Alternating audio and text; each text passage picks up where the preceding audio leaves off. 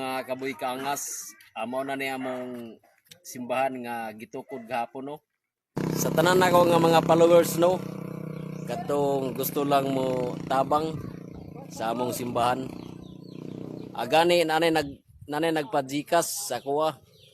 Dili sa gusto nga i-mention yung pangalan. Pero taga-Butuan lang siya. Shout out sa iyo, ma'am. Salamat kayo sa imong gipajikas gay na no. Nakita mo gud niya mga kaboy kaangas ang akong video nga gi-upload gay na. Nakita niya nga simbahan.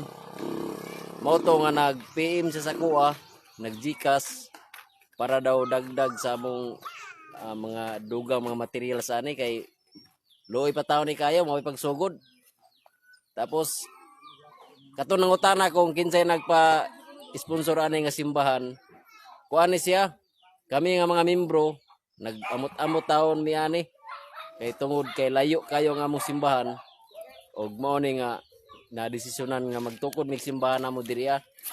Nag-amot-amot mi bisan tuod sa kalisod pero among gipaningkamutan para matindog lang jud ning simbahan. Og amot lang ka kung human ba ka ni. Mura kung kinsa tong gusto nga mo sponsor mo tabang sa among simbahan. Sa gamayng kantidad mo dawat jud mi kay dako nagkatabang jud para ani sa among simbahan. Og bora to. God bless.